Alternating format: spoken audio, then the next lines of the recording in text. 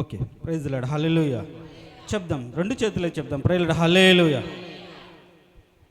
మరొకసారి రోమిలకు రాసిన పత్రిక మన యొక్క మూల వాక్యాన్ని గుర్తున్నవారు, సత్క్రియను ఓపికగా చేయొచ్చు, మహిమను, ఘనతను, అక్షయతను వెతుకువారికి చాలు నిత్య జీవమును ఇచ్చును. దేవునికి స్తోత్రం, హల్లెలూయా. దేవుడి ఈ వాక్యము ద్వారా మనతో మాట్లాడును గాక.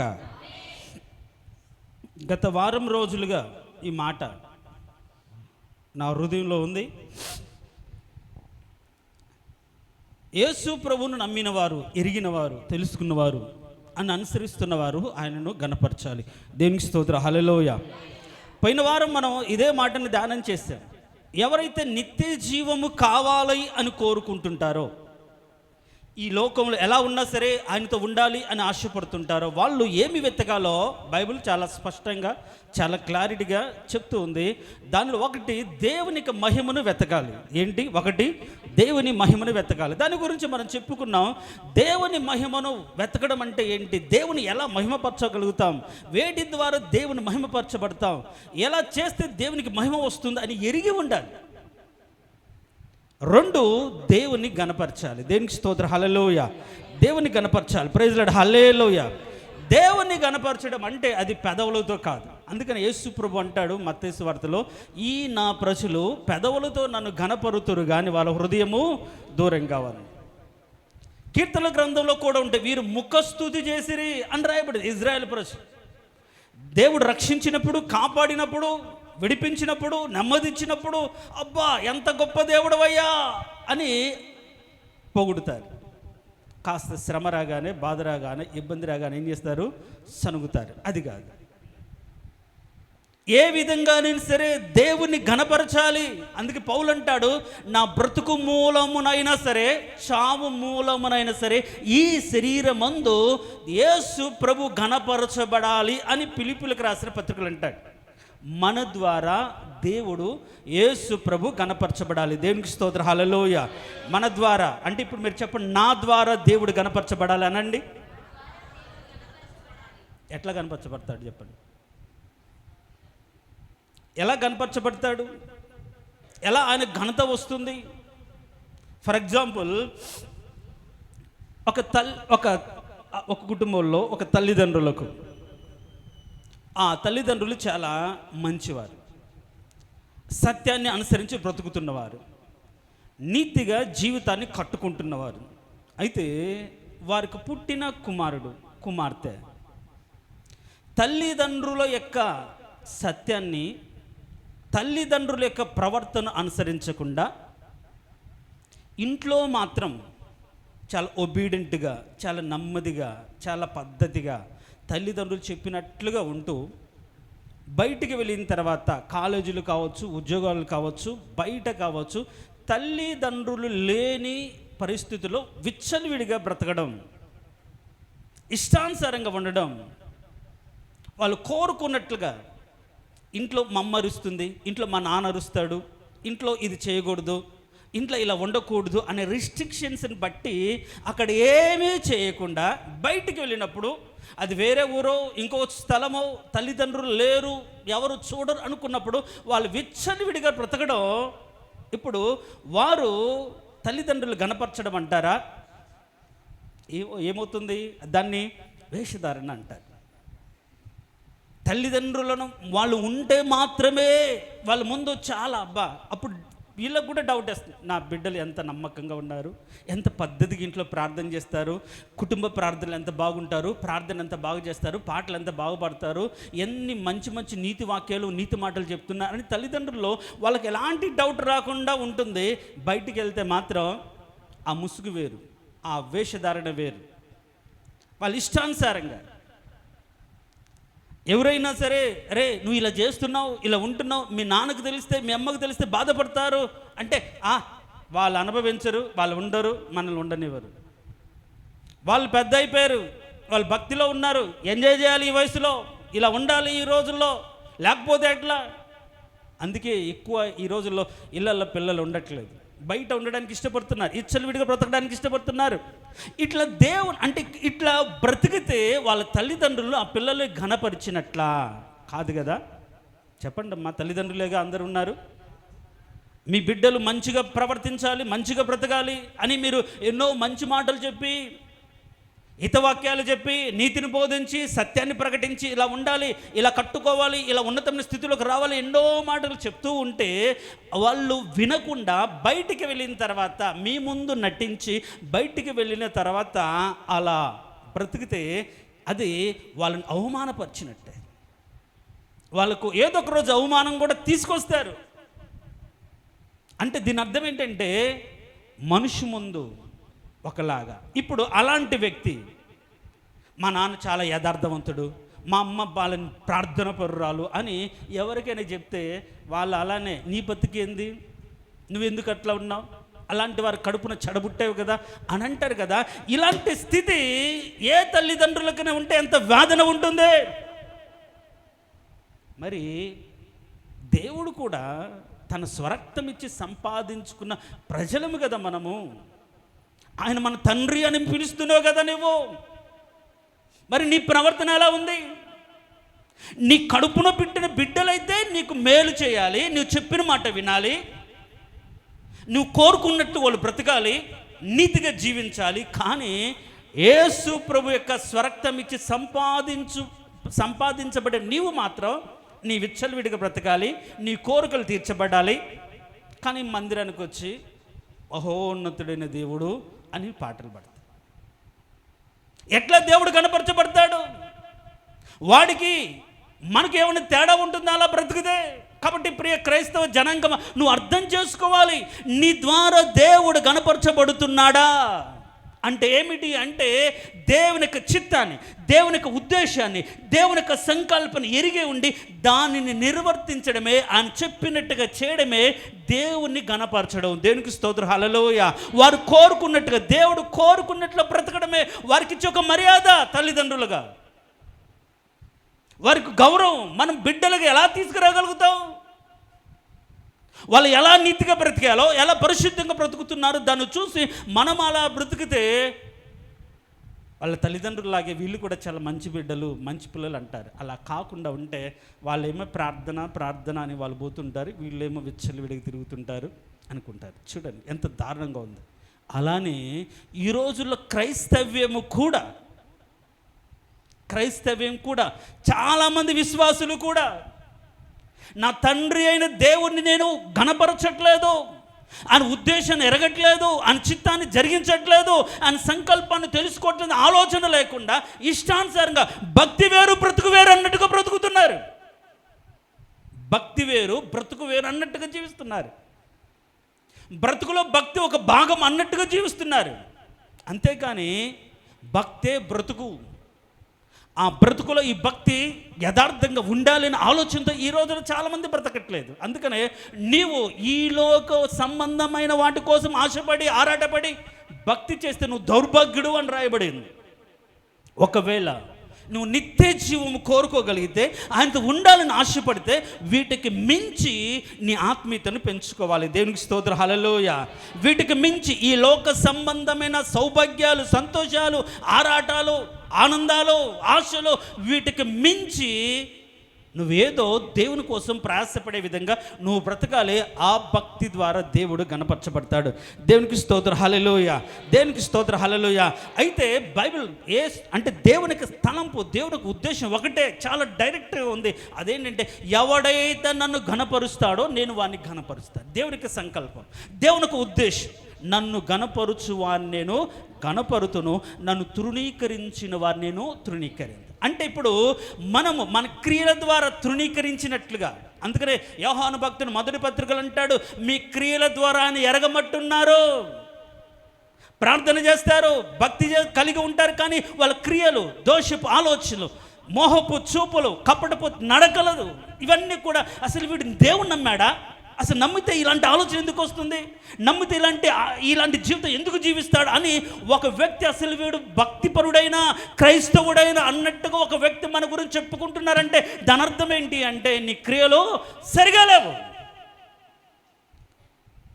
మనము దేవుని గణపరచడము అంటే ఏంటో తెలుసుకోగలిగితే మన బ్రతుకు మూలంగా దేవుణ్ణి గణపరిచి ఆయన ద్వారా మనల్ని ఏం చేస్తాడో గణపరిచే స్థితిలోకి మనం వస్తాం. దేవునికి స్తోత్రం, హల్లెలూయా.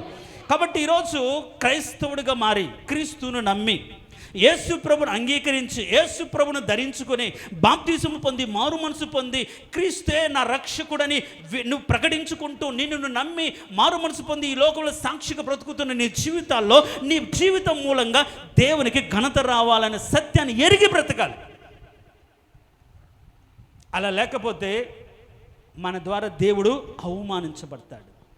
అవహేళన వాళ్ళ ఈ రోజుల్లో క్రైస్తవం ఒకరి మీద ఒకరు ఏం చేస్తున్న ద్వేషంతో, ఒకరిని గురించి ఒకరు చెడుగా చెప్పుకుంటూ క్రైస్తవం అపహాస్య పాలైపోతుంది, నవ్వుల పాలైపోతుంది. మన మీద మనమే యూట్యూబ్లో అక్కడ ఇక్కడ ఒకరి మీద ఒకరు రచ్చ చేసుకుంటూ అంటే వ్యూస్ పెరిగితే డబ్బులు వస్తాయి కాబట్టి ఒకరిని పాయింట్అవుట్ చేస్తే ఒకరిని విమర్శిస్తే వాడు మంచివాడు కాదు, వాడు ఈ విధంగా సంపాదిస్తున్నాడు, వాళ్ళ సంఘంలో ఇలా అని మన గురించి మనం చెప్పుకున్న దాన్ని బట్టి అనేకులు చూసి ఆ కామెంట్స్ చదువుతుంటే ఎంత అవమానకరం. ఇదే భక్తి వీళ్ళ జీవితం.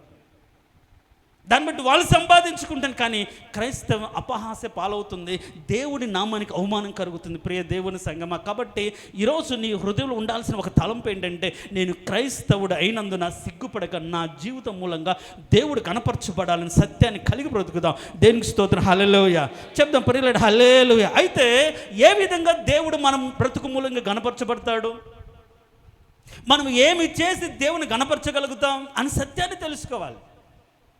నా ద్వారా దేవుడు గణపరచబడాలని నువ్వు అనుకున్నావు కదా, నువ్వు చెప్పావు కదా, అని పలికావు కదా, మరి ఎలా గణపరచబడతాడు అనే మాట పోయిన వారం కొన్ని మాటలు చెప్పాను. ఏంటంటే యెహోవా యందు భయభక్తులు కలిగి ఉండుట అనే మాటను మనం ధ్యానం చేసామా. ఇంకొక 2 మాటలు ఈరోజు సమయం తక్కువ ఉంది కాబట్టి 2 మాటలు ధ్యానం చేద్దాం. అదొకటి ఏంటంటే ఎవరిని దేవుడు గణపరుస్తాడు, ఎవరి ద్వారా దేవునికి ఘనత కలుగుతుంది అనే మాటను కానీ మనం ఆలోచన చేస్తే తిమోతికి రాసిన పత్రిక అపోస్తలుడైన పౌలు తిమోతికి రాసిన 2వ పత్రిక 2వ అధ్యాయం 21వ వచనం.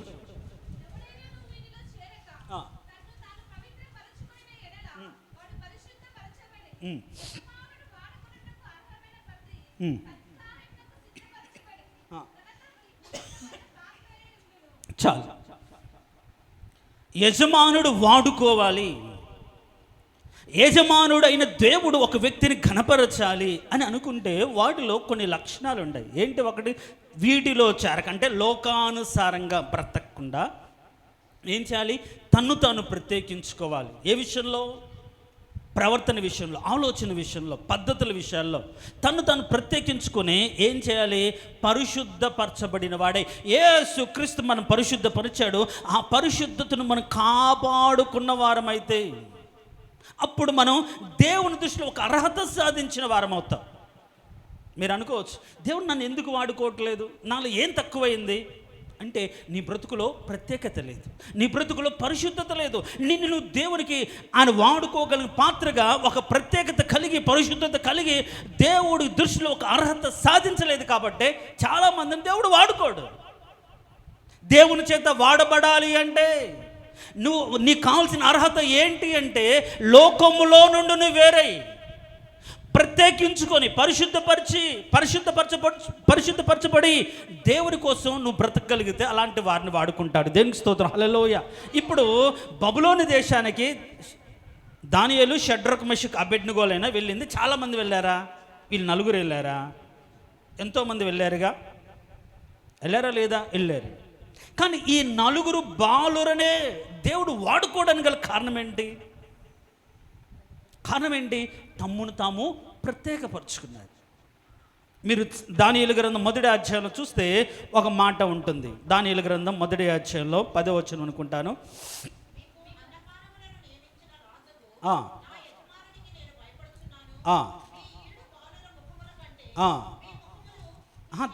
అక్కడ ఒక దానియేలు ఉద్దేశించిన మాట అంటే చూడండి, తను తాను అపవిత్రపరచుకోకూడదని ఉద్దేశించిన పదం చదవండి. రాజు భుజించు భోజనము పానము చేయు ద్రాక్ష రసమును పుచ్చుకొని తన్ను అపవిత్రపరచకూడదని దానియేలు ఉద్దేశించి చాలు. ఇప్పుడు బానిసలుగా బ్రతకడానికి వెళ్ళిన వారి జీవితాల పంచభక్ష పరమాన్నారు. అక్కడ తినడానికి బానిస అంటే పెడితే తినాలి, అది ఎన్ని రోజుల తర్వాత పెట్టిన అంతవరకు వెయిట్ చేయాలి. కానీ ఆకలి అవుతుంది, చచ్చిపోతానేమో, కాస్త పెట్టని అడగడానికి రైట్ లేదు. బానిస బ్రతుకుంటే అంత దారుణంగా ఉంటుంది. కానీ ఇలాంటి వారికి 3 పూటల 30 పొద్దుల పంచభక్ష పరణ అన్ని రకాల, రాజు తినాలంటే అన్ని రకాల ఐటమ్స్ ఉంటాయి. మీరు ఆ సొలొమోను యొక్క డైనింగ్ టేబుల్ చూస్తే ఎంత దారుణంగా ఉంటుంది. అబ్బా, ఎన్నెన్ని పశువులు, ఎన్నెన్ని ఎద్దులు, ఎన్నెన్ని మేకలు, ఇంత మాంసము, ఇంత ద్రాక్షరసం ఒక రోజుకు ఉంటుంది. మరి అంత లగ్జరీగా అలాంటి స్థితిలో తినగలిగిన స్థితి దేవుడు ఆ స్థితిలో ఇస్తే ఇప్పుడు అనుకోవచ్చు, అబ్బా దేవుని కృపను బట్టి దాసులుగా వచ్చిన, దీనులుగా వచ్చిన, కడుపు నిండా తినడానికి దేవుడు కృప చూపించాడు, రాజు భుజించి భోజనం తినడానికి మాకు యోగ్యతనిచ్చాడు అని అనుకున్నారా? మనమైతే ఏం చేస్తాం? అబ్బా, ఇది అవకాశం కదా, దేవుడు కృప కదా. పాప మూలంగా అది పాపం అని తెలిసింది ఏదైనా సరే, అది ఎంతటిదైనా సరే దాన్ని తీసుకోకుండా జాగ్రత్త పడటమే పరిశుద్ధత.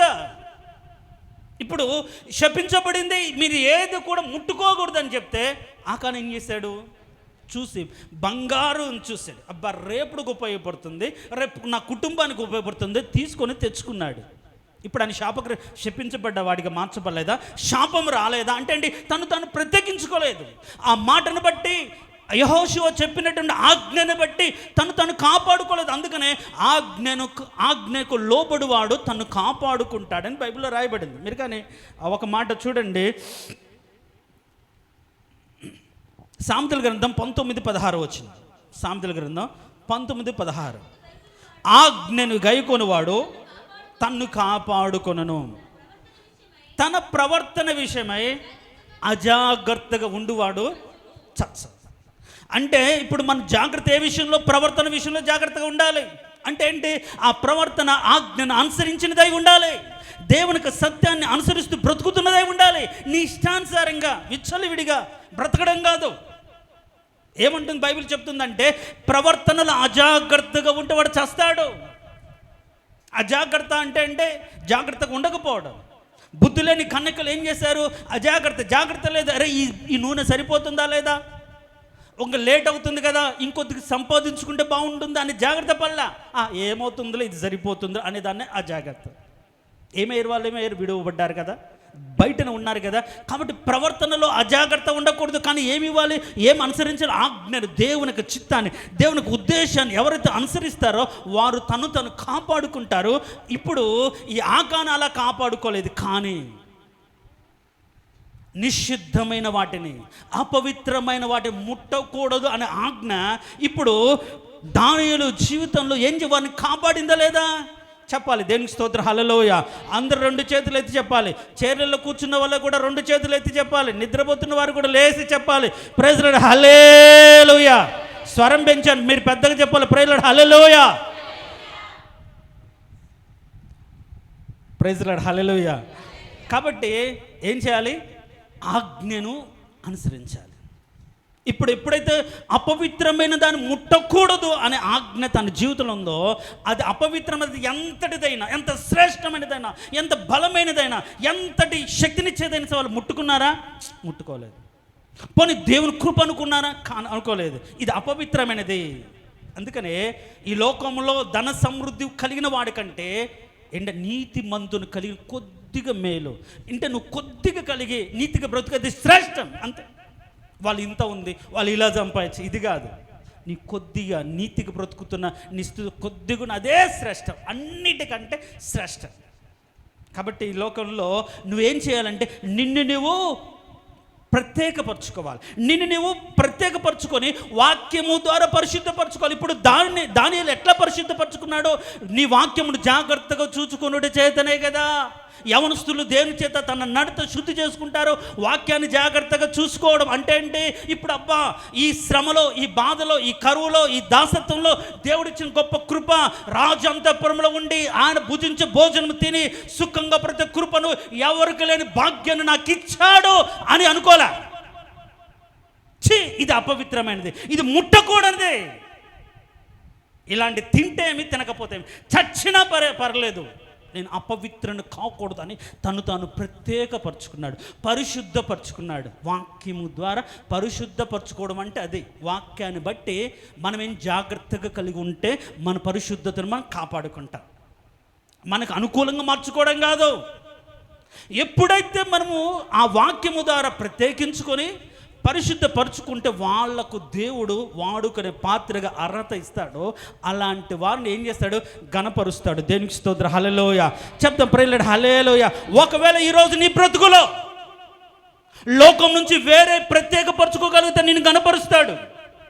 పరిశుద్ధతను వాక్యం ద్వారా కాపాడుకుంటూ అపవిత్రమైన ఆలోచనలు వచ్చినప్పుడు ఇది కరెక్ట్ కాదు కదా, ఇలా ఉండకూడదు, కానీ ఎప్పటికప్పుడు నువ్వు వాక్యాన్ని పరిశీలించుకొని పరిశుద్ధపరచుకుని నీతిగా బ్రతకగలిగితే నీ ప్రత్యేకమైన జీవితాన్ని బట్టి, నీ పరిశుద్ధమైన జీవితాన్ని బట్టి, ఇదిగో ఈ వ్యక్తి నేను వాడుకోవడానికి అర్హతను సాధించాడు, నేను చెప్పినట్టుగా బ్రతుకుతున్నాడు, నేను చెప్పిన మాటకు లోబడ్డాను, దేవుడు ఏ వ్యక్తినైతే చూస్తాడో ఆ వ్యక్తిని ఏం చేస్తాడో అంగీకరించి వారిని ఘనతకు పాత్రలు ఎంచి వారిని ఏం చేస్తాడని హెచ్చిస్తాడు. దేవునికి స్తోత్రం. హల్లెలూయా.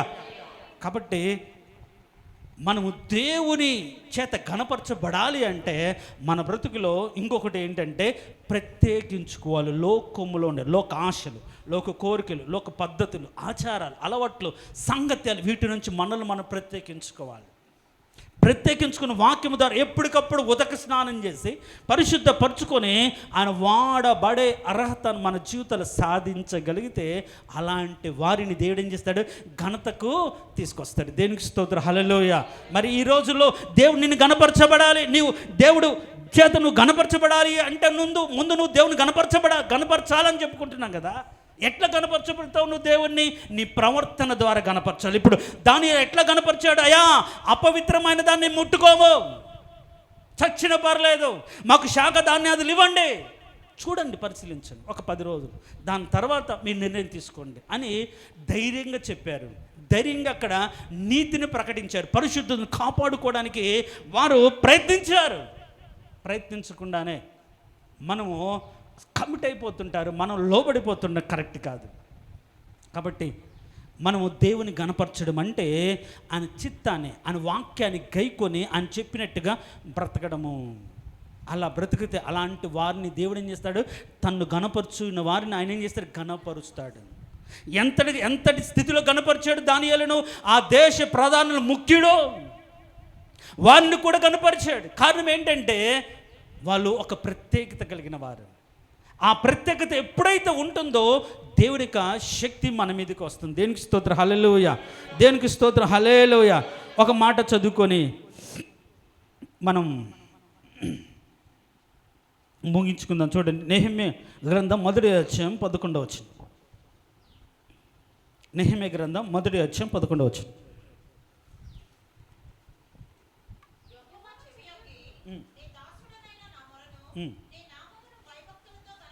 చాలా జాగ్రత్తగా వినండి. నీ నామమును భయభక్తులతో ఘనపరుచుట యందు ఆనందించు దాసుల మొర నీవు వింటావు. చాలు. ఇక్కడ మీ ఆ పదం, ఆ లైన్ అండర్స్టాండ్ చేసుకోండి.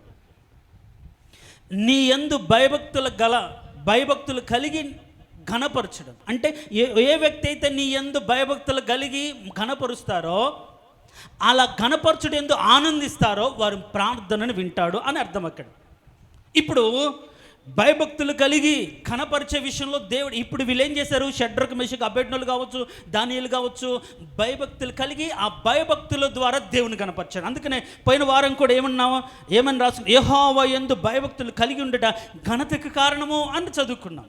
అంటే భయభక్తులు కలిగి మనం దేవుని ఘనపరచుట ఎందు ఆనందిస్తే, సరే కష్టమో నష్టమో బాధో ఇరుకో ఇబ్బందో దేవుడే చేసుకుంటాడే, ఆయన మాట విందాం, ఆయన చెప్పినట్టుగా చేద్దామని దాన్ని చేయడానికి ఎవరైతే ఆనందపడి ఆ విధంగా బ్రతుకుతారో వాళ్ళ ప్రార్థన వింటాడు. దేవునికి స్తోత్రం, హల్లెలూయా.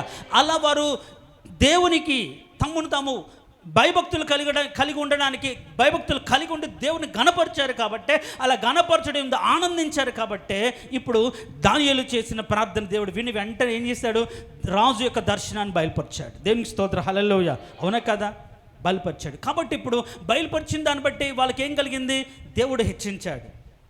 కాబట్టి దీన్ని బట్టి మన ఈ లోకంలో మనం దేవునిని కానీ ఆయన ఘనతను కానీ వెతకగలిగితే ఆయన మనల్ని ఘనపరుస్తాడు. ఈ లోకంలో మనం ఆయన ఘనతను వెతకగలిగితే, ఆయన ఘనత కారణంగా బ్రతకగలిగితే, మన క్రియల ద్వారా, మన ఆలోచన ద్వారా, మన పద్ధతుల ద్వారా, మన ప్రత్యేకత ద్వారా, మన పరిశుద్ధత ద్వారా దేవుని ఘనపరచగలిగితే, దేవుని చిత్తాన్ని మనం ఘనపరచగలిగితే, ఆయన ఘనపరిచిన వారిని ఆయన ఏం చేస్తాడు, ఘనపరుస్తాడు. కాబట్టి ఈరోజు నీవు ఈ లోకంలో ఒక మంచి పేరు, ఒక మంచి స్థాయి, ఒక మంచి స్థితి కావాలి అనుకుంటే నువ్వు చేయాల్సింది ఏం లేదో, నువ్వు మనస్ఫూర్తిగా దేవుని ఎరిగేవు కదా, నీతిగా నిజాయితీగా నువ్వు బ్రతుకు. అందుకనే ఏం చేస్తాడు, నీతిని బట్టి నీ నివాస స్థలమును ఆయన వర్ధిల్ల చేస్తాడు. మొదట నీ స్థితి కొద్దిగా ఉండి ఆయన చేస్తే తుదకు మహావృద్ధి పొందుతావు అని బైబిల్లో రాయబడింది. ఎప్పుడైతే నీతి ఘనతకి ఎక్కువ కారణం బైబిల్లో రాయబడింది. దేవుడు ద్వారా, యేసు ప్రభు యొక్క రక్తము ద్వారా అనుగ్రహించిన నీతిని నువ్వు కాపాడుకుంటూ, నీతియుక్తమైన ప్రవర్తన కలిగి ఉండి, వాక్యానుసారంగా దేవుని ఆజ్ఞను గైకొంటూ, ఈ లోకంలో ఒక ప్రత్యేకమైన జీవితాన్ని కలిగి, పరిశుద్ధతను కలిగి, ఆయన చిత్తానుసారంగా ఈ లోకంలో నువ్వు జీవించగలిగితే, నీ ద్వారా ఆయనకు మెప్పు కలిగితే, ఆయనకు ఘనత కలిగితే, ఆయనకు మహిమ కలిగితే, అలాంటి వారిని ఆయన వదిలిపెట్టకుండా ఏం చేస్తే వారిని ఘనపరుస్తాడు. దేవునికి స్తోత్రం, హల్లెలూయా. కాబట్టి ఈ పూట దేవుడు మనల్ని ఘనపరచాలంటే మన బ్రతుకులో ఉండాలి, ప్రత్యేకత ఉండాలి, మన బ్రతుకులో పరిశుద్ధతలో ఉండాలి. లోకములో చేరకుండా ఎవరికి వాళ్ళు ప్రత్యేకపరుచుకొని పరిశుద్ధతను కాపాడుకుంటే దేవుడు ఆ వ్యక్తిని ఘనపరుస్తాడు. కాబట్టి ఈరోజు దేవుడు నన్ను ఘనపరచాలి అని కోరుకుంటే నీ జీవితాల్లో ఏముండాలి, ఒకటి లోకం నుంచి వేరుపరుచుకోవాలి. అది మన బాధ్యత. దేవుడు వేరు చేయలేదు, మనల్ని మనమే ఆ లోక సహవాస లోక బంధాలు వేరై రక్షణ పొందండి. వేరై ఆ పరిశుద్ధతను కాపాడుకుంటే అలాంటి వారిని దేవుడు ఏం చేస్తాడు, ఘనపరుస్తాడు. కాబట్టి ఈ వారంలో నీ క్రియలు, నీ మాటలు, నీ తలంపులు ఏ విధంగా దేవుణ్ణి ఘనపరచడానికి, ప్రజలు అబ్బా వీళ్ళు ఎంత నమ్మకంగా ఉన్నారు, ఎంత నీతిగా బ్రతుకుతున్నారు అన్నట్లుగా నీ మాటలు, నీ క్రియలు ఉండి దేవుని ఘనపరచగలిగితే, ఆయన ఘనత పొందుకోగలిగితే దేవుడు నిన్ను ఘనపరుస్తాడు. తలలు వంచండి. తలలు వంచిన మనమందరం కూడా ఈ మాటను ధ్యానం చేస్తూ అర్థం చేసుకొని, పెదవులతో నన్ను ఘనపరుతురు కానీ వాళ్ళ హృదయం దూరంగా ఉంది. అవునా? తల్లిదండ్రులుగా నీ బిడ్డలు నీ మాట వినాలని కోరుకుంటున్నావు.